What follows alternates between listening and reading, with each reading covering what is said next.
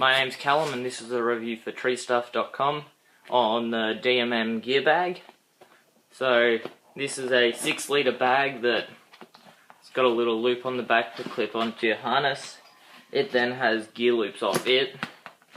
But what I use it for, because the legitimate Aztec haul kit bags are quite expensive, I have just a little mini pulley set in there. It's not that neat at the moment, but what I have is my full arrest restraint side and then my whole system side that's kind of half falling apart on me because don't have the carabiners in there at the moment. So that's good. I'll just take it apart. So at the moment I've got 60 feet of Sterling HTP in there at the moment. It's a bit of a squeeze, but it fits in there.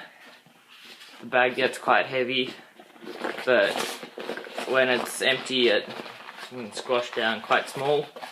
So it's not like you've got a big bucket when it's empty, which is good.